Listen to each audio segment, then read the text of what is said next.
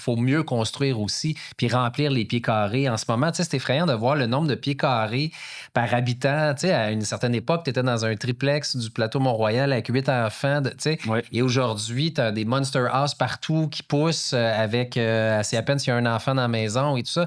Donc, tu sais, le pied carré, à un moment donné aussi, il faut mieux l'utiliser, il faut repenser nos villes, puis il faut construire mieux. Tu sais, pas juste construire, mais construire mieux et construire de façon plus efficace. Dans la dernière année, je me suis pris goût à marcher dans la ville de Montréal puis à remarquer le design, l'architecture. Puis j'ai pas l'impression qu'on a cette vision-là pour les buildings qu'on est en train de construire dans notre ville de Montréal. Aujourd'hui, je rencontre Marc-André Carignan, chargé de projet en aménagement, et Michel Lauzon, président et fondateur de Lab. Avec qui on a parlé de design, de building, de densité puis de vivre ensemble. C'est-tu possible à Montréal d'avoir tout ça en même temps?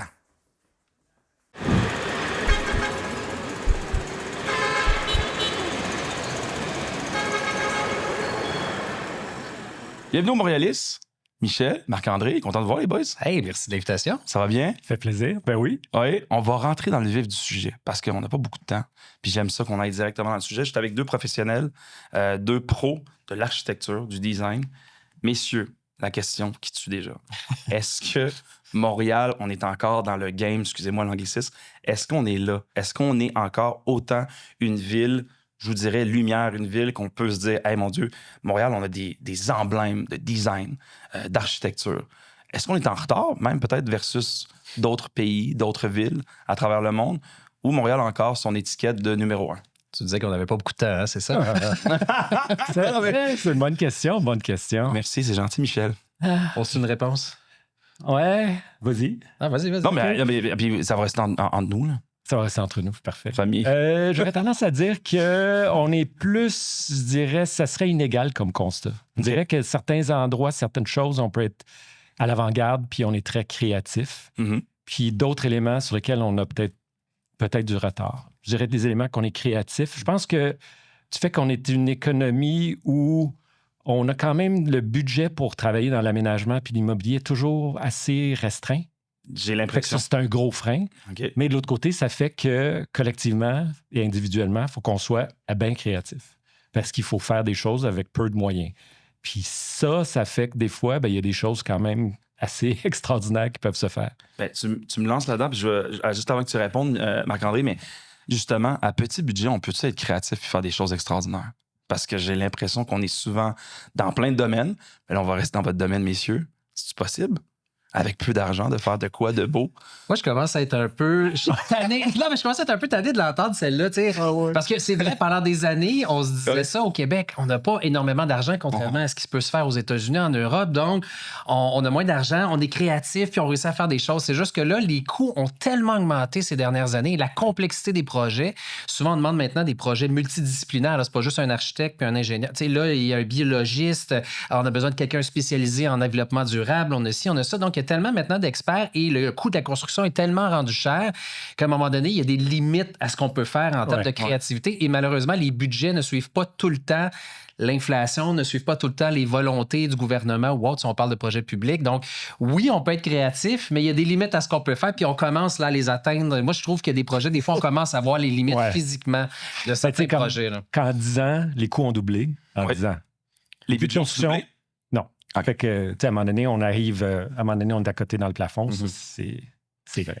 Par contre, pour répondre à ta question, oui, il y a encore des choses fantastiques qui se font à différents niveaux. Je prends notre réseau des bibliothèques au Québec. Oui. Tu sais, on se compare souvent aux Scandinaves, aux Japonais, puis à ci et à ça. Je regarde ce qui se fait nos réseaux de bibliothèques qui se construisent depuis le fameux troisième lieu, après la maison, le travail, l'espèce de lieu commun où les gens peuvent se rassembler, suivre des cours. La bibliothèque c'est plus ce que c'était. Là, à l'époque, on ne pouvait pas manger, on ne pouvait pas boire. Là, aujourd'hui, c'est rendu des lieux de socialisation. Il y a des cafés, tout ça. Non. Et quand on regarde ce qui a été bâti, parce que ça se fait aussi, il faut le dire, par concours d'architecture, là, dès qu'on dépasse, dans le milieu culturel, dès qu'on dépasse 5 millions de fonds publics, ça passe par des concours d'architecture. C'est pour ça que les salles de spectacle, souvent, se font par concours d'architecture, les extensions de musées, les bibliothèques. Et ce qu'on a fait dans le réseau de bibliothèques est fantastique. On n'a rien envié au monde. Par contre, tu regardes ce qui se passe dans les écoles, c'est une catastrophe. Fait que c'est vraiment, on est capable du meilleur et du pire. Puis c'est drôle parce que tu me parles de ça. Moi, j'ai habité longtemps dans Hochelaga Maisonneuve. Il y a la bibliothèque sur P9, Ontario, qui est un bâtiment magnifique, puis qui ont rénové, qui ont mis l'espèce de, je pourrais dire, du renouveau avec l'ancien. C'est incroyable ce que ça donne comme structure. Tu as le goût d'aller faire un 5 à 7 dedans, je te dirais, même tellement que c'est beau. Il y a une réappropriation populaire. C'est extrêmement populaire, cette bibliothèque-là. Puis elle est souvent nommée aussi en exemple. Fait qu'effectivement, là, je trouve que c'est un exemple très concret. Ouais. En parlant puis la bibliothèque est pertinente. Ben oui, C'est-à-dire que moi, mes enfants, ils vont à la bibliothèque, puis ils vont rencontrer les enfants du voisinage, puis ça fonctionne aussi. Vraiment. Tout à fait, tu as complètement raison. Ben oui, puis Ouais. de ramener aussi les gens, ça c'est un autre débat, mais de ramener aussi les gens à lire aussi. Il y a quelque chose d'intéressant de sortir un peu de nos tablettes. Là. Moi, ça me reprogrammé de me remettre à lire. Ce que j'avais oublié pendant genre presque 5 ans. Et c'est de l'architecture qui fait du bien et c'est de l'architecture qui fait du lien. Parce que c'est ça, tu sais, de nos jours, on est rendu, puis de plus en plus intéressant, on le voit là dans le milieu, tu sais, l'art de construire, c'est plus juste l'art de construire. Il faut construire des choses qui font du sens, des choses qui s'en vont dans la direction de la transition écologique et socio-écologique d'ailleurs. Là, il y a de plus en plus de gens qui, tu sais, transition écologique, environnement, mais socio-écologique, il faut penser aux gens et comment on construit, puis le vivre ensemble. Parce que ça, malheureusement, là, on est dans une société qui s'individualise de plus en plus, une société où les gens, le rapport commun à l'autre aussi, tu sais, tu peux passer une semaine sans sortir de chez vous maintenant. Là. Ça, c'est quand même assez non, mais tu fais livrer des choses, tu fais du télétravail, Oui. tu as ton Uber Eats, ton ci, ton ça, donc tu pourrais techniquement ne pas sortir de chez vous et ça a un impact sur la société. C'est pour ça que les architectes et les urbanistes ont un énorme rôle à jouer, évidemment avec les politiciens et autres, mais dans comment on se réapproprie la ville et comment on se réunit et qu'on revient ensemble pour faire du lien, puis plus on va s'éloigner, plus on va s'individualiser, plus ça va être la polarisation des dossiers, plus on va se perdre collectivement, puis plus la ville va devenir une espèce de véhicule d'investissement pour le privé. C'est déjà le cas, malheureusement. Ça, c'est un des défauts, je trouve, en ce moment. Beaucoup, la ville qui est devenue un véhicule d'investissement, c'est plus pour le bien commun. C'est qu'on investit, des tours sont vides. Il y a des endroits, on avait à Toronto des études, les tours sont vides parce que les gens mettent leur argent là-dedans, mais il n'y a personne qui l'habite. Puis pendant ce temps-là, tu as une crise du logement. Ouais. Fait que c'est vraiment... Dans le Vieux-Montréal, il y avait ça un peu aussi. Puis c'est drôle que tu me dises ça, Marc-André. Je pense à j'ai plein d'amis qui ont maintenant, c'est un peu la nouvelle réalité, je te dirais, on va dire de jeunes ou même de couples, d'habiter dans des tours de condos où est-ce que tu as un gym, tu as ton épicerie des fois en bas, et les salles communes, que moi, j'allais souvent, il n'y a jamais personne. Dans les gyms, il n'y a jamais personne. Même, il y a des tours de condos qui avaient des sauts, il n'y a personne. Et pourtant, il y a quand même genre 200 unités là-dedans. Non, puis les promoteurs vendent toujours, les promoteurs nous disent on fait des espaces communs. Ben oui, des espaces communs, puis après ça, ils sont plus ou moins utilisés. Michel, tu peux en parler, tu en as fait des projets. Oui, ben toi, t'as touché à énormément de choses, ce que je trouve incroyable justement sur ton CV. Mais ça m'emmène à une question, messieurs, parce que bon, vous avez pu toucher à plusieurs sortes de dossiers, plusieurs sortes de projets. Est-ce qu'il y a un projet à Montréal où vous faites j'aurais aimé ça mettre mon nom là-dessus. J'aurais aimé que ça soit Lauson. J'aurais aimé que ça soit Karine. Il y en a plusieurs. Spontanément, Vite, un. Ben, spontanément, je dirais le bâtiment du HEC sur Côte-Sainte-Catherine. Oui. À côté de Sainte-Justine, puis à côté de Brébeuf. C'est Dan Nguyenou qui a fait ce bâtiment-là. Puis c'est un bâtiment qui vieillit bien. Okay. C'est un bâtiment, quand il a été construit, était un petit peu... les gens étaient un peu, c'est gros, un peu controversé, les colonnes en avant, puis tout ça, mais c'est un bâtiment qui fonctionne vraiment. Puis c'était là un peu pour provoquer. C'était un mouvement post-moderniste, en fait. Post-moderne. J'essaie de moderniste, tout ça. Mais ça marche, tu sais, la forêt, les gens marchent là-dedans, les gens se rencontrent. C'est un bâtiment qui vit très bien, puis qui vieillit bien. C'est quelque chose d'arriver à avoir ton nom dessus, ça. Ouais. OK. Toi, Marc-André? Un exemple peut-être plus récent, là, je m'en vais dans un domaine un peu connexe, mais qui est très connecté à la ville, l'anneau, le grand anneau, au centre-ville de Montréal. Je fais exprès parce que ça a été hyper critiqué, ce projet-là, au départ. Puis feu Claude Cormier, que je remercierai jamais assez, qui a été un visionnaire pour Montréal. Claude Cormier, qui est un architecte paysagiste, qui a fait, entre autres, les boules roses du village, cet anneau-là. Le plafond, là. Oui, le plafond rose, qui a été un succès international incroyable, qu'aujourd'hui, on tente de modifier, de faire évoluer, puis ça marche pas. Oui, ça nous manque énormément. Puis l'anneau, c'est ça. Beaucoup de gens comprenaient pas pourquoi on met de l'argent là-dedans dans un anneau. Puis tu sais, au début, il y avait tous les mimes ou les caricatures qui sortaient là, c'est un beigne, c'est un portail pour se téléporter, tout ça. Puis finalement, aujourd'hui, tu sais, avec le recul, on fait des événements avec ça. Il y a des œuvres d'art qui sont posées en avant, puis ça devient le cercle polaire.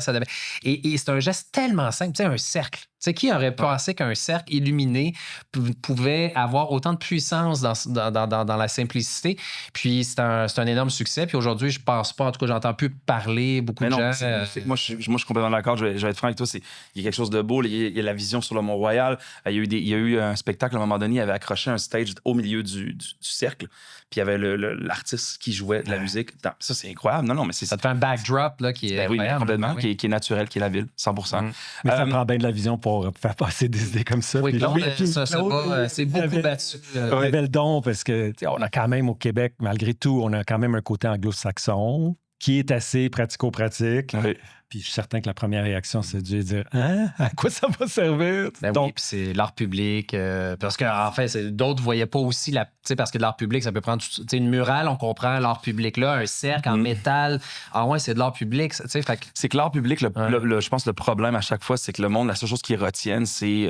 Puis peut-être que je me trompe là-dessus, puis sûrement que les gens se trompent aussi, mais c'est souvent, ils font baquer, c'est des fonds qui ont été pris des impôts, en fait. Là. En fait, c'est nous qui payons pour ça. C'est tout le temps cette fameuse phrase-là. C'est nous qui avons payé pour ça.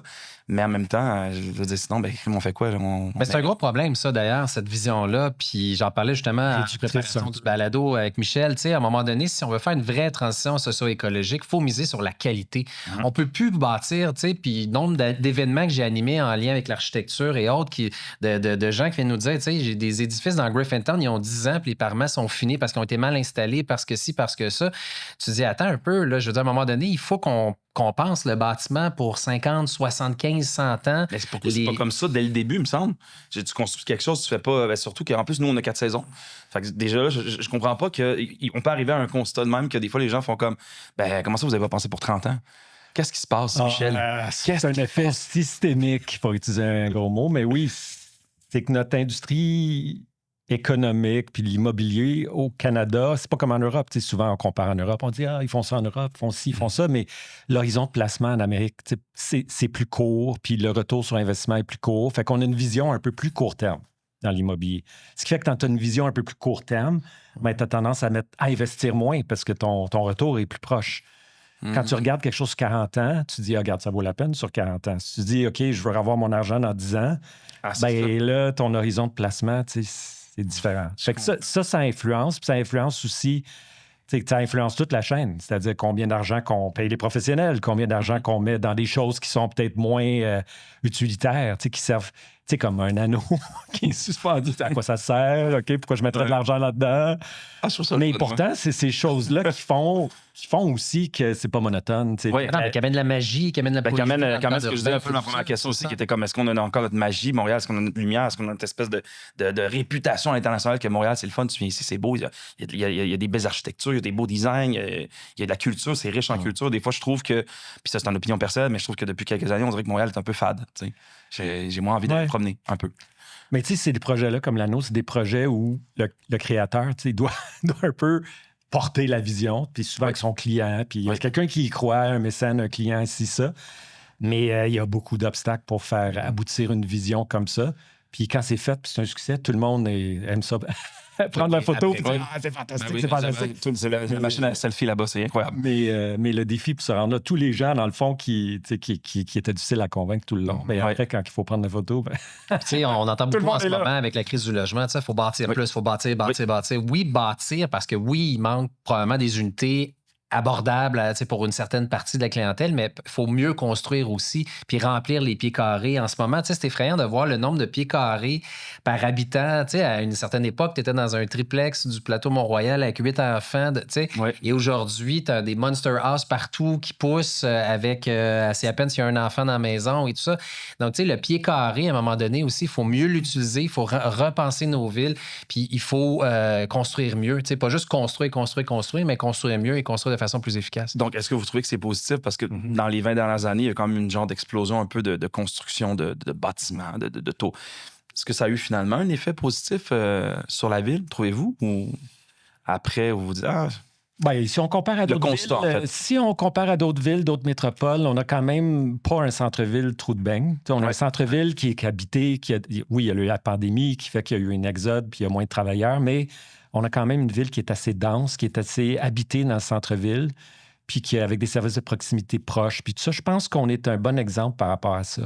Ça fait qu'on on a une espèce de vivre ensemble quand même assez prononcé, je dirais, au Québec, puis une qualité de vie. Tu sais, ça a rapport avec la qualité de vie aussi. C'est important, ça. Fait que je pense qu'on est, tu sais, par rapport à la mixité, la densité, tout ça, on pourrait toujours faire mieux. Puis bon, on a plein de travail à faire. Puis, tu sais, densifier les abords de métro, puis créer plus de logements. Mais quand même, au niveau de la mixité, puis de la densité, puis de garder un centre-ville animé, on est quand même, je dirais, dans les leaders là-dedans. Oui. Ah, mais c'est intéressant la question de la densité, justement, parce que on n'arrête pas de le répéter. On ne peut plus s'étaler, on ne peut plus continuer à faire comme à raser des boisés puis des milieux humides. Il faut qu'on redensifie la ville sur elle-même. T'sais.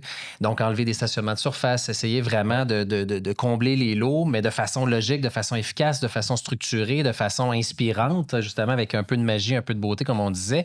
Mais il y a une peur présentement de la densité. Et ça, c'est vraiment un frein et un enjeu. On le voit dans certaines municipalités de la Rive-Sud, par exemple, à Saint-Bruno de Montarville, le maire qui est arrivé et qui a dit ouais, là, on n'ira pas trop haut dans le centre-ville, puis qui a freiné le développement. On le voit autour de gare du REM aussi, le train, le REM. Oui, on le voit partout, honnêtement. Partout. L'enjeu de la hauteur, densité. Nous, on mentionne densité. Mais tu sais, c'est hauteur. Ben oui. Là, je vais me retrouver avec un bâtiment de 12 étages. Il y a une raison, justement. 8 étages. Parce que ça cache aussi. En même temps, je comprends, parce que ça peut cacher des fois pour certains le paysage, tout ça, mais en même temps, comme vous dites, à un moment donné, il y a plus de monde. Puis comment on peut remplir l'espace, en fait? Au Québec, on a un déficit d'investissement sur nos infras. Ce qui fait que toutes les infrastructures partout, que ce soit les routes, les infrastructures souterraines, les ponts, on n'a pas assez investi pour faire l'entretien, ce qui fait qu'aujourd'hui, on a des enjeux de réparation, puis des... Terribles partout. Fait que la façon de rentabiliser nos infrastructures, c'est en construisant plus dense. Donc, plus de personnes qui habitent dans le même kilomètre carré. Ouais. Là, après, c'est dans le comment. Puis c'est peut-être dans le comment qu'on a des enjeux. Voilà. Mais vu le passé, on a souvent fait un comment qui était peut-être pas toujours réussi. Un grand bâtiment qui donne sur la rue. Puis peut-être qu'on a manqué dans plusieurs projets par... De densité. Oui, de densité. Manque de bons exemples. Plus ou moins, on manque de bons exemples. Puis c'est vrai ce que tu dis, c'est ça qui arrive. C'est que je comprends les gens qui ont peur de la densité ou dans certains cas parce qu'il y a beaucoup de densité mal faite, peu inspirante, des blocs monolithiques qui créent des corridors de vent. On manque de bons exemples, mais on doit s'en aller vers là. Fait qu'il faut tous qu'on élève notre jeu en tant qu'architecte, en tant qu'urbaniste, en tant que municipalité aussi. Il y a des grandes responsabilités là-dedans parce que la densité est incontournable. Mais après ça, comme Michel le dit, comment? Mais après, ça revient à la qualité, de la qualité, puis à la créativité de l'architecture, puis de tout ça dépend de l'investissement et c'est toujours ça. C'est ça le problème, en fait. C'est la même chose de ce que je comprends. Oui. Parce que je pense qu'on est pas mal convaincu qu'on peut faire de la densité, puis on peut bien le faire, puis on peut faire de la hauteur. Mais il y a un petit exercice quand même aussi de conciliation quand même avec la communauté parce qu'il y a de la résistance partout. Hier, j'avais un appel, un projet, il faut l'arrêter parce que, on a été autorisé d'une certaine hauteur. Puis là, le nouveau conseil de ville vient juste de rentrer, puis 3 étages de moins sur tous les projets. À un moment donné, les projets sont plus rentables, les coûts ont doublé depuis 10 ans. C'est ça. Puis la raison, c'est oui, mais les voisins, le voisinage, ils veulent pas de la hauteur, ils veulent pas avoir de l'ombrage, ils veulent pas qu'on cache la vue. C'est toutes des préoccupations légitimes. Mais à un moment donné, si on veut être capable de payer nos infrastructures, il faut qu'on puisse habiter plus dans le même kilomètre carré. Il y a des gros avantages. Ça, c'est la réalité, absolument. Développement durable aussi, on utilise moins de ressources. C'est vraiment un gros avantage. Mais il faut trouver des façons de le faire de façon plus à l'échelle des gens, moduler les projets. Il faut investir un peu plus dans la qualité architecturale de ce qu'on fait. C'est payer des architectes plus. Oui. C'est ça. Ça revient tout à ça. Donc, à la question que je voulais vous poser justement, parce que là, c'est tellement intéressant ce que vous me dites, vous me soulevez tellement de points. Le besoin, selon vous, le plus urgent présentement, avec votre expertise, que Montréal a, ça serait quoi?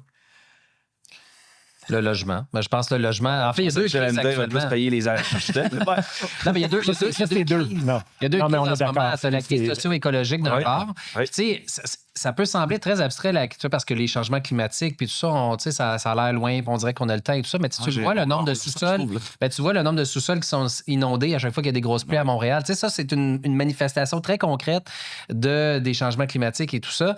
Et tu as la crise, qui est une crise sociale, la crise du logement, et j'inclus l'itinérance aussi là-dedans. là-dedans, qui sont deux crises interreliées. C'est vraiment là-dessus qu'on devra travailler. Puis quand je disais tantôt, il faut vraiment construire mieux, mais construire aussi de l'architecture qui fait du bien. C'est qu'il faut penser à tous ces gens-là. Il faut penser à comment on réussit à avoir une ville abordable, à avoir une ville durable, à avoir une ville équitable pour tous. Parce que si on ne se préoccupe pas de ça... Tu l'as eu. On va l'avoir. Il l'a eu. Ben, à un moment donné, ça va devenir, c'est juste le 1% qui va pouvoir vivre à certains endroits, puis les autres vont s'en aller excentrés, puis Parce qu'il y a eu un exode quand même des familles aussi, là, de plus en plus, des exodes de familles de Montréal qui partent de Montréal, puis ça, c'est quand même triste aussi. Ouais. Et tu me parles de la crise d'itinérance, peut-être, j'ai l'impression que depuis la pandémie, on dit souvent ça, mais c'est vrai, tu te promènes pas juste sur la fameuse rue Notre-Dame, mais partout, il y a des campements partout maintenant. Partout, oui. Et c'est rendu, à la limite, les gens passent à côté de ça, et pour eux, ça fait partie du décor, c'est normal. Ça démontre un échec social, un échec social social. important, gouvernemental par rapport au programme, même sociétal de façon générale. Je veux dire, comment ça se fait qu'une société comme la nôtre, qui est aussi fortunée, qui a des moyens, une société qui est capable de prendre des choses en main, on en soit rendu là, c'est un échec monumental. Puis oui, effectivement. D'ailleurs, moi, je suis assez surpris de voir qu'il n'y a pas plus... On commence à voir des mouvements sociaux, des promoteurs privés, par exemple, qui sont sortis récemment dans l'actualité pour dire on va investir dans la crise, mais même au niveau architectural, urbanistique et autres, il y a très peu de voix présentement, je trouve, je m'attendais à un mouvement un peu plus fort de la part des architectes ou autres sur la place publique pour dire on a un rôle à jouer, puis vraiment être des leaders dans le dossier. Puis en ce moment, ça se fait plus en arrière-scène. Il y en a plein qui travaillent sur différents projets, mais j'aurais aimé ça avoir un mouvement qui soit plus vocaux sur la place publique. Puis aussi, collectivement, on n'a pas réussi. C'est un échec, là, dans le sens, dans les dernières années, tu prends les 5 dernières années, on le sait qu'il y a une crise du logement, mais on n'est pas capable de les sortir, les projets. On n'est pas capable de les concevoir, on n'est pas capable de les construire, on n'est pas capable de les livrer. Fait qu'en ce moment, on n'est pas surtout de les faire approuver. Fait qu'il y a un enjeu là, dans la façon de faire. Fait qu'il faut avoir une révision collective sur comment on va faire pour livrer puis répondre à cette demande-là, parce que ça prend 2-3 ans à construire des projets. Si on n'est pas en train de le résoudre maintenant, c'est qu'on continue à être dans la même crise. 100%. Oui, parce que des fois, tu écoutes certains, puis on va justement aller un peu en politique, mais tu écoutes certains politiciens, puis ça parle comme, OK, dans 6 mois, je vais construire quoi? Mais je pense pas que c'est comme ça que ça fonctionne. Non, il y a un gros délai entre le 6 mois construire un Lego. Donc là, déjà... Exact. On va joindre, j'aime ça, Lego. Il y a bien des enjeux par rapport à ça, mais puis on en parlait aussi, on s'en parle, mais des fois, il faut penser que peut-être qu'il faut revoir la façon de travailler entre le privé et le public. Je pense que oui, on a vécu là, ce qu'on appelle la commission Charbonneau, puis toutes sortes de scandales, puis avec raison, là, parce qu'il y a plein de choses inacceptables qui sont passées. Mais il faut passer, je pense, à la prochaine étape puis voir comment on peut travailler mieux ensemble. Je pense que le système actuel, il ne fonctionne pas. Je pense que le privé, ils ont des forts incitatifs à vouloir faire des projets. Puis je pense qu'ils veulent les faire avec la communauté. Je suis même persuadé qu'ils veulent le faire. Ils veulent faire des bons projets. Ils ont besoin de bons architectes, ça, c'est sûr. Mais je pense qu'il y a moyen d'être un peu plus créatif dans la façon qu'on collabore pour répondre à la crise.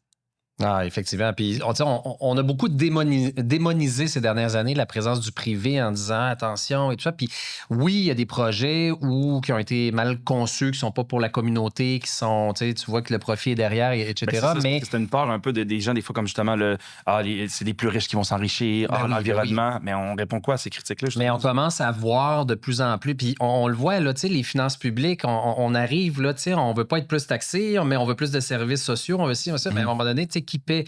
Et la collaboration avec le privé, il y a des promoteurs qui ont une conscience sociale, il y a toute une génération aussi qui est en train d'émerger ou qui arrive dans des firmes plus traditionnelles qui sont là depuis longtemps. Puis on voit que même au niveau architectural ou autre, il y a une transition générationnelle qui s'effectue qui est vraiment intéressante, où il y a vraiment des préoccupations sociales différentes. Puis le privé, a la capacité de lever des projets. Je veux dire, un projet qui va prendre 10 ans à construire genre 40 unités au centre-ville de logement social, le privé va le faire en 3 ans si les permis sortent.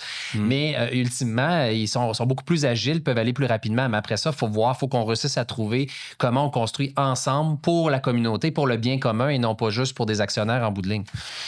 Les dernières administrations qui ont été dans la ville de Montréal, sans critiquer, vous savez, mais est-ce que pour votre domaine, est-ce que ça a été plus positif ou négatif? J'ai l'impression que ça a été un petit peu plus négatif, mais je suis quand même curieux de voir. Puis vous attendez quoi des prochaines administrations aussi? Parce que là, ça tombe bien, on a une nouvelle mairesse. Mitigé, je pense. Ok. Tu sais, si je recule quand même assez loin, tu sais, Gérald Tremblay avec Alain de Souza et tout ça, tu sais, ils ont créé la ville UNESCO de design. Montréal est maintenant une ville UNESCO de design dans un réseau international qui a permis de mettre ces disciplines-là, architecture, design industriel, Oui. qui a permis de mettre le design et l'architecture de l'avant. Et là, il y a même un agenda de la qualité montréalaise en aménagement qui a été mis jusqu'en 2030. Là, je me souviens plus des dates exactes, là, 2025, 2030, quelque chose comme ça. Bref, il y a vraiment des beaux efforts qui sont en train de faire. Et ça a été un coup excellent de la part de l'administration Tremblay à l'époque. Donc, je vais loin en arrière, mais quand même. Quartier des spectacles. Le quartier des spectacles, il y a eu des gestes quand même forts pour... Puis, tu sais, on a vu les investissements privés que ça a attiré autour du quartier des spectacles. Bon, il y a toutes sortes de critiques après ça sur le genre de personnes ou les créateurs qui peuvent avoir accès au quartier, mais ça, c'est quand même un autre débat. Mais il y a quand même des... Il y a quelque chose qui a été généré, ben oui. Au niveau local, tu sais, Projet Montréal a fait des trucs un peu idéologiques, dogmatiques, mais il faut quand même, tu sais, je regarde Saint-Denis, c'est fantastique ce qu'ils ont fait sur Saint-Denis, là, d'avoir un rêve, là, le réseau vélo de chaque côté de la rue avec des traverses, c'est niaiseux, mais des traverses piétonnes, pas juste aux intersections. Non. Les gens traversaient tout le temps la rue de façon, parce que ils étaient loin des intersections. Là, ils ont créé des endroits sécuritaires. On disait que ça allait tuer les commerces, le vélo, puis finalement, le taux d'inoccupation des commerces a baissé de façon importante. Donc, finalement, il y a eu des gestes très concrets à l'échelle de la ville qui ont été faits par la vie Au point de vue du logement, c'est un échec. Ouais. Un échec lamentable. Je pense que... tu vois. Parce que tout simplement, on n'a pas réussi à construire de logements. Puis on n'a pas réussi à faire approuver les projets. Puis on n'a pas... Je pense que l'approche... Il y avait la lourdeur, mais il y a aussi l'approche plus coercitive. D'imposer ce qu'on appelle le 20-20-20. Tu as toujours été dans une façon de faire qui est plus d'imposer, puis de restreindre, puis de taxer, puis une approche que j'appellerais plus coercitive. Ouais. Ça, c'est un échec, ça ne fonctionne pas. Ça fait des années que les Quand tu es coercitif, le développeur, il dit « Ah ouais », puis il va travailler à ça Rive-Sud, il va travailler à Laval, puis dans le fond, ils ont déserté Montréal. Fait que cette approche-là, elle ne marche pas. Peut-être qu'elle marche plus à Paris ou à New York, parce que les gens veulent construire à New York, puis ils veulent construire à Paris, puis il y a bien des forts incitatifs. Montréal, c'est pas New York, puis c'est pas Paris. Là, fait que je pense qu'une approche qui serait plus en collaborative, qui serait plus basée sur des incitatifs, puis regarde, on va trouver des solutions ensemble, puis que les bottes suivent les babines aussi au point de vue de comment on collabore ensemble. Je pense qu'on a eu des beaux élans, des initiatives, mais après, ça n'a pas suivi. Fait qu'il y avait des bonnes intentions, mais finalement, dans la façon de faire, c'est devenu plus arrêter les projets ou trop les contraindre ou demander trop de choses aux développeurs puis qui remettent en question leur modèle. Puis là, ils disent, ben là, c'est parce qu'à un moment, c'est ça. À un moment donné, il faut quand même que je gagne ma vie comme promoteur puis mes investisseurs s'attendent qu'on fasse quand même un profit décent. Fait qu'ils sont tout simplement allés faire les projets ailleurs. Ça, on n'a pas été gagnant collectivement pour ça. On a beaucoup de projets immobiliers comme ça parce que, pour monsieur, madame, tout le monde, des fois, on n'est pas autant au courant non plus de ça. On voit des tours qui s'élèvent, mais on a beaucoup de projets comme ça à Montréal que vous savez que ça a juste échoué, que ça a juste comme, OK. Il y en a des milliers. Des milliers de projets qui sont arrêtés pour toutes sortes de raisons. Là. Toutes sortes de raisons. Sauf qu'à un moment donné, on aurait pu les faire arriver, ces projets-là. Oui. Comment qu'on peut faire justement pour... parce que tu me parlais de 3 ans, c'est quand même beaucoup, 3 ans. Quand même. C'est là. Ça dépend pourquoi. Est-ce que c'est faisable, mettons, dans l'architecture, dans le design, dans la construction, est-ce que c'est faisable de construire des bâtiments de qualité qui fonctionnent avec nos 4 saisons, qui fonctionnent avec notre mode de vie, qui fonctionnent dans une espèce d'urbanisme à nous? Est-ce que ça peut se faire en bas de 3 ans ou c'est complètement irréaliste? Ça peut se faire. Ça peut se faire. Oui, ça peut se faire en 2 ans. Ça peut se faire, là, il y a le délai d'approbation, tout ça. Le délai d'approbation, c'est quelque chose qui, en effet, pourrait être accéléré parce que c'est un élément qui retarde puis ça n'a même pas rapport avec la construction. Fait que si tu pars puis tu as un délai d'approbation de 12 mois ou de 18 mois ou de 2 ans, ensuite, il faut que tu le construises. Fait qu'évidemment, ça, on pourrait agir là-dessus. Là. L'idée, c'est pas de devenir expéditif puis on dit oui à tout, c'est pas ça. Mais c'est trouver un juste équilibre. Oui, parce que tous les politiciens nous ont promis qu'ils allaient réduire le temps d'attente pour l'obtention des permis. Puis c'est particulièrement au centre-ville, c'est assez problématique. Et à un moment donné, c'est ça, il y a des projets qui finissent par tomber. Des fois, c'est un peu pour le mieux. Parfois, c'est des projets qu'on aurait eu besoin puis qu'aujourd'hui. Mais en même temps aussi, il y a des projets qui ont tombé. Il faut le dire que la pandémie a changé beaucoup de choses aussi sur notre vision de la ville et sur les besoins. Les espaces à bureaux, avec le télétravail, il y a beaucoup d'entreprises qui ont rationalisé le nombre de pieds carrés. Donc, on a quand même beaucoup de pieds carrés. C'est une libres autre en ce crise moment. latente, ça. C'est une crise qu'on ne parle pas tellement, là, mais c'est une crise financière pour la ville.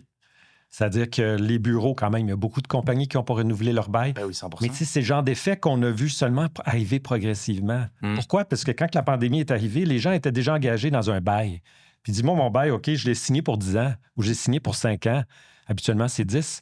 Ce qui fait que quand la pandémie est arrivée, ils ont vidé les bureaux, mais ils ont continué à payer leur loyer. Mais à un moment donné, là, on arrive à une période où les baux se terminent. Ouais. Puis les gens ne les renouvellent pas. Puis aussi, il y a des commerces aussi qui étaient autour de Aussi, ces bâtiments-là. qui vivaient des gens qui étaient là. T'as plus personne. T'as des tours où est-ce que des gens, oui, qui payent un loyer, mais après ça, il n'y a pas de consommation sur place dans les commerces. Ce qui fait qu'en même temps qu'on a des problématiques sociales, tu sais, le sans-abrisme, puis on a aussi toutes sortes d'enjeux d'infrastructure, ben, les revenus de la ville diminuent. Oui. Parce qu'il y a moins de revenus qui viennent de la location de bureaux au centre-ville. Fait que ça fait juste empirer la situation. Transformer les bureaux en maison. Transformer les bureaux en... Ben, ça, Exemple, c'est par un... exemple. oui, On fait ce projet-là, les boys? J'aimerais ça faire un peu d'argent. Mais on voit en ce moment des villes comme New York qui a beaucoup misé là-dessus depuis la pandémie en voyant les tours se vider, qui ont transformé. C'est sûr que c'est pas simple à faire Calgary parce ou que... Edmonton, ou les deux, là, Oui, aussi, c'est ça, qui ont dans été l'Ouest très canadien créatifs. aussi. Ouais, OK. Dans ces coins-là. OK. Ouais. Puis c'est ça, il y a des programmes qui sont mis en place pour avoir des incitatifs financiers, mais il faut qu'il y ait une volonté de le faire, une volonté commune de s'en aller là-dedans parce que c'est pas si simple que ça. C'est pas nécessairement la même mécanique dans le commercial ou dans les bureaux que dans le résidentiel. Les hauteurs de plafond peuvent être différentes, mais ça veut pas dire que c'est impossible. Et au contraire, il y a d'autres villes qui le font. Mais ici, c'est encore souvent vu comme un frein. Donc, on n'ose pas trop s'en aller dans ce modèle-là pour l'instant, mais on commence à voir certains projets émerger. Là. Ouais. On rêve d'un Montréal qui est meilleur, qui est différent. Par quoi qu'on commence? À quoi ressemble votre vision idéale de Montréal? C'est pas facile, ça. Vous vous présentez à la mairie, messieurs. Expliquez-moi votre vision idéale de Montréal. Moi, j'aurais tendance à travailler sur nos forces. Oui, on a des faiblesses, puis il y a des choses, mais j'aurais tendance à dire qu'est-ce qui fait que Montréal est unique? Puis de travailler là-dessus. Je pense que quand on parle de qualité de vie, je pense qu'on a quand même quelque chose de bien fort à dire. Puis le vivre ensemble, la tolérance, puis on a quelque chose à dire là-dessus. Je pense que de dire qu'on a une ville qui a beaucoup de mixité sociale, ça va avec ça, mais aussi une diversité dans les usages, puis au centre-ville, puis tout ça. Fait que j'aurais tendance à dire qu'on devrait travailler sur ces éléments-là. Puis je pense que le logement, il fait vraiment partie de ça aussi. C'est-à-dire de réintégrer la densité, mais d'une façon créative. Je pense que d'amener à continuer à habiter le centre-ville ou de continuer à développer ce centre-ville-là. Peut-être développer justement, convertir, d'ouvrir un peu, d'être plus souple sur comment on peut regarder pour convertir des immeubles à bureaux. En ce moment, c'est un gros défi de faire ça. Je pense que... Puis à part ça, je pense que les autres, c'est des projets structurants. Qu'est-ce qu'on peut faire comme projet structurant? Je pense que le quartier des spectacles était un bon exemple. Je pense que c'était un projet qui a donné une vision, mais ce qui faisait que la vision était pertinente, c'est qu'elle était ancrée dans quelque chose de typiquement montréalais. Tu sais, le fait de faire des événements dehors, dans un centre-ville, dans des stationnements qui étaient désaffectés, puis d'avoir tout un écosystème créatif qui vivait là. Puis dans le fond, il y a les salles de spectacle, il y avait une vingtaine de salles de spectacle, puis en même temps, des événements extérieurs, c'était quelque chose d'unique. On a pris quelque chose qui était unique, puis finalement, on a construit une plateforme pour ça. Puis on en a fait finalement une carte de visite pour Montréal sur l'international, ce qui fait qu'à un moment donné, ça devient un cercle vertueux. Ça attire d'autres gens, qui ça font attire des investissements. Presque les 4 mois, là, pas les 4 mois, mais vraiment toutes les 4 saisons. C'est un bon exemple de projet qui a eu un effet d'entraînement. Puis pour moi, c'est pas la seule raison, mais une des raisons, c'est parce qu'il était ancré dans qui on était, puis qu'est-ce qui faisait qu'on était différent d'ailleurs. Ça, je vois vraiment une clé là-dedans. Il faut ramener un peu de fierté. Moi, c'est ça aussi que je trouve quand on regarde la dernière campagne électorale, les promesses qui ont été faites, puis ça volait pas très haut. Il n'y avait pas de grands projets sans qu'une tête, mais des projets de société porteurs. Tu as le goût de suivre le maire ou tu as le goût de suivre la vision pour justement reconnecter les gens. On manque on dirait le quartier des spectacles est une vision, effectivement, et c'est ce genre de projet-là. Est-ce qu'on va en revoir? On se souvient de Denis Coderre qui promettait des affaires complètement déconnectées connectés comme le Grand Prix électrique puis les lipads qu'ils voulaient faire pour les hommes d'affaires. C'est pas ça qu'on a besoin, mais ça serait le fun d'avoir. Tu sais, il y a plein de projets qui sont en train de tomber aussi. McGill College, est-ce que c'est des projets parfaits? Non. Mais en même temps, on était supposé de faire une des plus grandes places publiques en Amérique du Nord. Puis là, on change d'administration. Là, le projet tombe. Tu sais. Fait qu'à un moment donné, c'est ça. Je pense qu'il faut qu'on aurait besoin de se rassembler un peu, là, de se développer une vision commune, puis vraiment de ramener des vrais projets, puis de concevoir, avoir du courage politique, c'est ça. Ben, est-ce que ce courage politique-là n'est pas présent par une peur des critiques, en fait? Parce que les critiques sont quand même... On l'a vu, pour les politiciens, il y en a qui prennent des mauvaises décisions, mais il y en a aussi que c'est juste qu'ils reçoivent de l'harcèlement. Ils ont peur. Fait que j'ai l'impression des fois qu'on se retrouve avec des gouvernements ou des groupes qui sont un peu... qui vont doucement, qui sont... on va changer, mais pas trop, on va être correct. Mais c'est pour ça que ça prend... si tu ramènes un sentiment de fierté puis une zone commune, puis que tu interroges les gens, puis que finalement, on développe des affaires ensemble, ben là, après ça, c'est ça, tu t'attaches à des projets, mais quand c'est fait en silo, de chacun de son côté, puis qu'on manque de courage politique, puis qu'à un moment donné, oui, il va toujours avoir des critiques. Un projet unanime, c'est assez rare, mais en même temps, il faut essayer de trouver des voies communes, puis vraiment des projets porteurs pour la ville. Là. Mais ce que je dirais à nos politiciens, je leur dirais... Tu sais, il y a 20 ans, c'était pas comme ça, mais aujourd'hui, les gens ils font beaucoup plus le lien, finalement, entre qualité de l'environnement, qualité des paysages, qualité des bâtiments, qualité de l'environnement urbain, avec leur qualité de vie. Puis ils voient l'effet. Tu sais, puis je pense qu'il y a 20 ans, c'était plus difficile de faire cet argument-là. Mais aujourd'hui, les gens, ils voient qu'un environnement bien conçu, sécuritaire, qui fait que les gens ont le goût d'être là, qui fait qu'ils se sécurisent par lui-même, ce qui fait que ça attire des investissements, qui fait qu'il y a des restaurants, qui fait qu'il y a une vie sociale, les gens se rencontrent. Je pense que les gens voient l'effet positif d'un environnement de qualité, puis de préserver les paysages, préserver le patrimoine. C'est toutes des choses, finalement, qui créent de la valeur collective. 100%.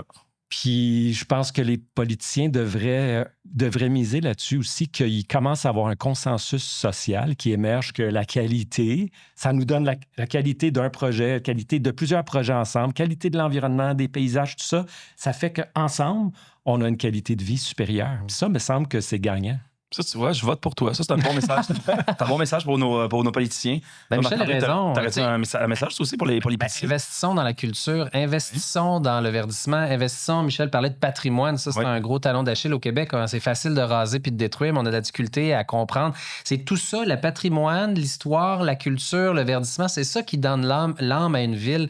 Puis si on veut pas justement devenir beige puis s'éteindre, ben, il faut investir là-dedans parce que c'est ça qui crée de la magie, c'est ça qui crée de la fierté, puis c'est ça qui crée finalement un mouvement collectif puis qui rend sa ville fière de notre ville, qui donne le goût de l'entretenir puis d'y prendre part, de s'investir. En terminant, messieurs, qu'est-ce que vous aimez de Montréal? Plein de choses. La culture, ça peut être les bagels sur Sherman. Ça peut être les bagels sont bons. Tu peux sortir qu'est-ce que t'aimes, qu'est-ce que vous aimez à Montréal? L'industrie culinaire. Moi, je trouve qu'on a une gastronomie hallucinante depuis 20 ans. Qualité de vie.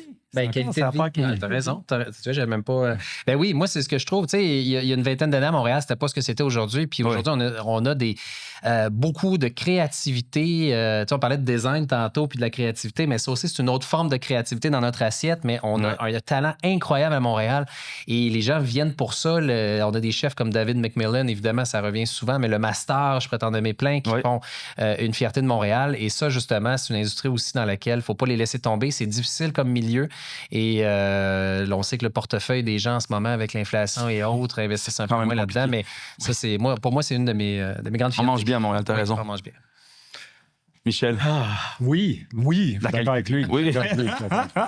Mais je sais pas, je trouve que Montréal, moi, ce que j'aime de Montréal, c'est peut-être plus abstrait, mais ce que j'aime de Montréal, c'est que c'est pas une ville corporate. Tu sais, Montréal, c'est une ville informelle. C'est une ville qui est un petit peu, pas rebelle, je dirais, mais plus marginale, plus originale, plus hétéroclite. 100%. Mais ça fait son charme. Tu sais, ça fait que Montréal, il y a beaucoup de diversité, il y a beaucoup de lieux de rencontre. Puis, comme je reviens là-dessus, mais ça génère une qualité de vie. Ouais. Puis ça génère une ambiance puis une culture qui est vraiment unique. Et qu'il ne faut pas perdre. Il ne faut pas perdre. Parce que des fois, on est à sa limite, puis il ne faut vraiment pas la perdre. Je suis d'accord avec toi. Ouais. Michel, Marc-André, merci beaucoup, les boys. Toi, tu n'as pas répondu à la question. Qu'est-ce que j'aime de Montréal? Ouais. Il a dit les bagels. Non, mais moi aussi, mais en fait, ça va être bizarre, mais en fait, ce que j'ai aimé de Montréal, c'est pour vrai marcher dans Montréal, puis faire du vélo dans Montréal et voir justement, parce que je vous recevais justement aujourd'hui pour ça, mais l'architecture, les designs, j'ai redécouvert Montréal en marchant, en prenant le temps. Peut-être parce que je vieillis aussi un peu, fait que je deviens plus contemplatif. Mais j'ai fait... Je peux pas sacrer dans cette émission-là, mais j'allais dire, mon Dieu, la ville est belle. Il y a des beaux bâtiments, il y a des trucs. Je suis comme, ah, j'avais jamais vu ça. J'avais jamais vu cette église-là. J'avais jamais vu comme l'architecture ou le travail qui a été fait là-dessus. Des fois, l'espèce de mix entre le moderne puis ce qui est vieux aussi. Il y a quelque chose de beau là-dedans. Fait que, oui, Montréal est beau et magnifique, pas juste dans le Vieux-Montréal. Genre dans différents quartiers, Mylène, Rosemont, tout ça. Fait que je vous dirais que c'est un peu ça que j'aime de Montréal. Puis évidemment, manger et dépenser On va te faire un petit circuit à pied touristique. Là. On va t'organiser. Ouais, ça, tu vas être bon là-dedans. Merci beaucoup, messieurs. Merci énormément de votre visite. Puis on se souhaite une meilleure ville de Montréal. Votez pour ces deux gars-là. Yes! C'est ça que ça prend. C'est simple. Ah!